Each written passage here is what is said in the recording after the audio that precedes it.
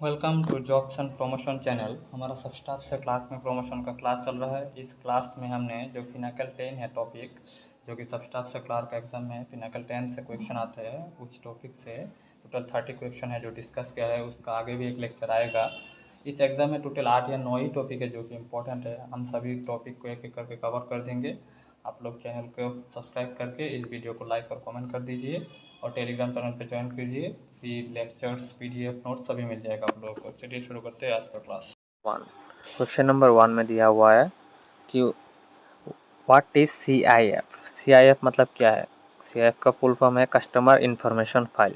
Exam में question ऐसे भी आता है कि CIF में आई स्टैंड फॉर, तो I stand for information. Exam में जो भी आए किसी एक पार्टिकुलर जो आपका लेटर है उसमें भी आ सकते हैं या फिर फुल फॉर्म जो है वो भी आ सकते हैं। तो आप लोग देख लीजिएगा, CIF का फुल फॉर्म है कस्टमर इंफॉर्मेशन फाइल। ठीक है, फिर आता है क्वेश्चन नंबर 2। इन CRM सोल्यूशन, CRM जब हम लोग क्लरिकल में जाएंगे तो आप लोगों को CRM करना, KYC करना, ये आना जरूरी है।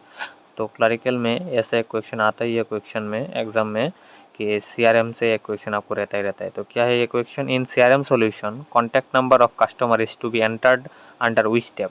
जब हम CRM करते हैं तो कस्टमर का कॉन्टैक्ट नंबर जो है उसको हम कहाँ पे ऐड करते हैं, वो ऐड करने का ऑप्शन है जनरल डिटेल्स पे जाके आपको कॉन्टैक्ट इन्फॉर्मेशन में जाना पड़ता है CRM में, अगर आपको कस्टमर का कॉन्टैक्ट नंबर देना होता है तब। फिर आता है क्वेश्चन नंबर 3। क्वेश्चन नंबर 3 में दिया हुआ है gross income of the individual need to be filled under which tab in CRM।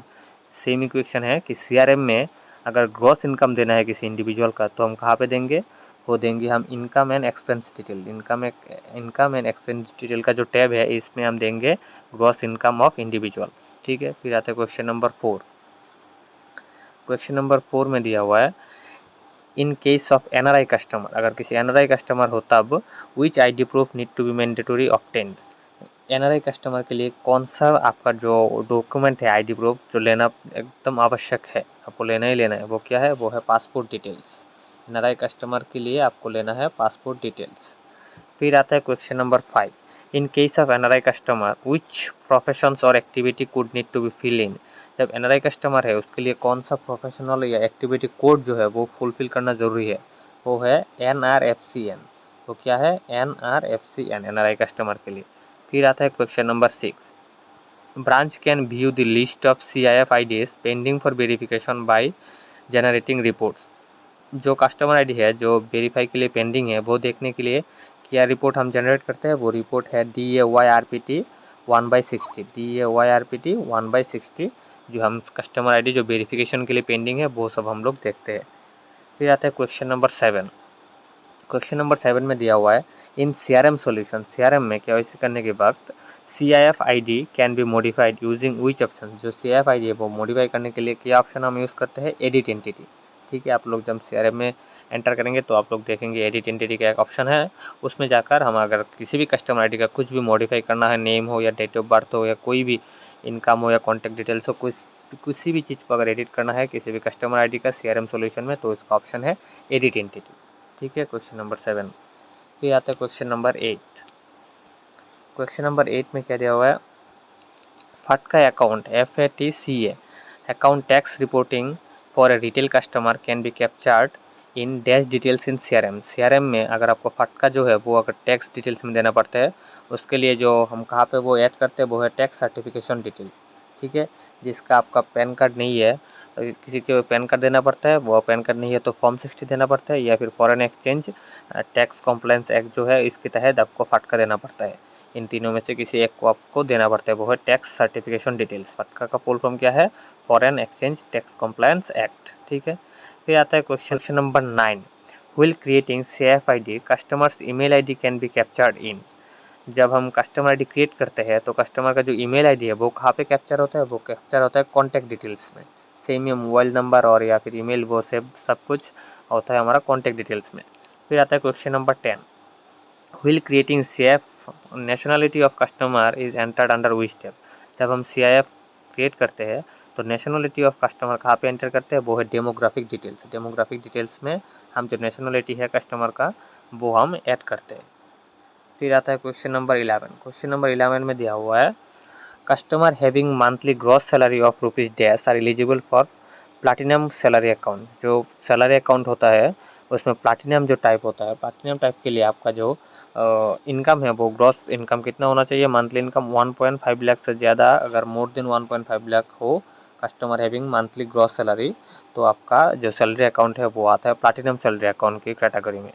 फिर आता है question number 12, as per directive issued by the Reserve Bank of India, banks are prohibited from opening saving account in the name of. अगर जो reserve Bank of India है उसके तहत जो bank को बोला है कि आपको, बैंक को प्रोहिबिट किया है, मतलब बैंक को ये सब करने से मना किया है कि आप लोग ये सब नहीं कर सकते, मतलब किसी भी नाम जो गवर्नमेंट डिपार्टमेंट का नाम है या फिर पंचायत समिति का नाम है या फिर स्टेट हाउसिंग बोर्ड का नाम है, उसी नाम पे कोई भी आप अकाउंट नहीं खोल सकते। सेविंग अकाउंट अगर कोई खोलने आता है गवर्नमेंट डिपार्टमेंट की किसी के नाम पे या फिर पंचायत समिति के नाम पे या स्टेट हाउसिंग बोर्ड के नाम पे, तो आप उसके बिहार पे सेविंग अकाउंट, उसके नाम पे सेविंग अकाउंट नहीं खोल सकते। रिजर्व बैंक ऑफ इंडिया से ये आपको प्रोहिबिटेड है, ठीक है। फिर आता है question number 13, joint holder details can be added in account under which step. जो जॉइंट अकाउंट है उसके लिए आपको कहाँ पे ऐड करना पड़ता है, वो है रिलेटेड पार्टी, ठीक है। रिलेटेड पार्टी में अगर आपको किसी का जॉइंट अकाउंट करना है तो वो आपको ऐड करना है, वो है रिलेटेड पार्टी। फिर आता है question number 14, which is the scheme code for opening of account under PNB power saving. जो पावर सेविंग अकाउंट है उसको ऐड करने के लिए आपका स्कीम कोड क्या होता है, पहले ये बोलिए। जो पावर सेविंग अकाउंट है वो किसके लिए खोला जाता है, वो खोला जाता है गर्ल्स के लिए, वोमेन के लिए खोला जाता है। हमारा पावर सेविंग जो अकाउंट होता है वो वोमेन के लिए खोला जाता है। तो इसका स्कीम कोड क्या होगा, तो इसका स्कीम कोड होगा SBPWR, ठीक है। SBPWR होगा जो आपका स्कीम कोड इसका, ठीक है। फिर question number 15, what is the scheme code for opening of PNB prudent sweep saving account for public individual name. जो PNB prudent sweep saving account होता है पब्लिक के लिए, इंडिविजुअल के लिए, उसका जो आपका स्कीम कोड है वो क्या है, SBPPS, ठीक है। प्रूडेंट स्वीप अकाउंट जो इंडिविजुअल के लिए। और अब वही सेम क्वेश्चन होता है, अगर प्रूडेंट स्वीप अकाउंट जो हम इंस्टीट्यूशन के लिए खोलते हैं तो इंस्टीट्यूशन के लिए उसका स्कीम कोड क्या होगा, SBPPI, ठीक है। आपका इंडिविजुअल के लिए SBPPS और आपका इंस्टीट्यूशन के लिए SBPPI। Question number 16। फिर क्वेश्चन नंबर 17 में दिया हुआ है, what is the scheme code for opening of PNB gold current account. Gold current जो अकाउंट जो होता है उसको खोलने के लिए आपका स्कीम कोड क्या है, उसके खोलने के लिए आपका स्कीम कोड होगा CSMR2, ठीक है। उसका स्कीम कोड क्या होगा, गोल्ड अकाउंट जो करंट अकाउंट होता है गोल्ड वेरिएंट का करंट अकाउंट, उसको खोलने के लिए आपका स्कीम कोड क्या होगा, CSMR2। फिर आता है क्वेश्चन नंबर 18। क्वेश्चन नंबर 18 में दिया हुआ है, what is the menu option for opening of mini deposit account. जो मिनी डिपॉजिट अकाउंट होता है उसको ओपन करने के लिए मेनू ऑप्शन क्या होगा, MDNOSSC। ये वेरी वेरी इंपॉर्टेंट है, इसको स्टार मार्क दे देना। What is the menu option for opening of mini deposit account, MDNOSSC, mini deposit account के लिए। फिर आता है, what is the scheme code for opening of mini deposit account, what is the scheme code. और जो scheme code है वो क्या है, मेनू ऑप्शन तो देख लिया आप लोगों ने, अभी स्कीम कोड क्या है उसका, स्कीम कोड होगा RDMND। ये भी बहुत इंपॉर्टेंट, इन दोनों में से कोई भी एक क्वेश्चन आता है। फिर question number 20, what is the menu option for recovery of locker rent. Locker से एक क्वेश्चन तो आता ही है, तो लॉकर रेंट रिकवरी करने के लिए मेनू क्या है, HLK RCM से हम लॉकर रेंट जो है वो आपका रिकवरी करते हैं। फिर आता है menu option to view transaction history in respected of locker. ये बहुत ही ज़्यादा इंपॉर्टेंट क्वेश्चन है। क्वेश्चन नंबर 21, मेनू ऑप्शन क्या है, जो लॉकर का ट्रांजेक्शन हिस्ट्री है उसके लिए menu option to view the transaction history of respected of locker rent. Locker rent जो है उसका ट्रांजेक्शन हिस्ट्री हमको व्यू करने के लिए जो उसका मेनू ऑप्शन वो क्या है, क्वेश्चन नंबर 21 उसका आंसर होगा HLKCHM। फिर आता है question number 22, what is the menu option to handle locker operation. Locker operation जो है वो हैंडल करने के लिए मेनू ऑप्शन क्या है, लॉकर ऑपरेशन हैंडल के मेनू ऑप्शन है HLKOPS। OPS मतलब ऑपरेशन, देख लेना, इससे आप लोग याद रख सकते हैं। What is the menu option to handle locker operation, HLKOPS। फिर question number 23, menu option for changing the sole of account in Finacle 10। एक ब्रांच से दूसरी ब्रांच में अकाउंट ट्रांसफ़र करना हो तो हम जो सोल चेंज करता है, सोल ही तो चेंज होता है ना, एक ब्रांच में दूसरी ब्रांच में हम जो अकाउंट ट्रांसफ़र करते हैं उसके लिए जो मेनू ऑप्शन होता है वो है HSCXFSOL, HSCXFSOL, सोल ट्रांसफ़र। फिर आता है menu option for inquiry of lien for a particular CFID is. जो हमारा अकाउंट में लियन दिया हुआ है कि या नहीं दिया हुआ है किसी भी कस्टमर ID का, उसका इंक्वायरी के लिए मेनू ऑप्शन क्या है, HCUALI से हम वो जो है वो हम इंक्वायरी करते हैं। फिर question number 29, menu option for searching Finacle 10 menu from old Finacle 7 menu.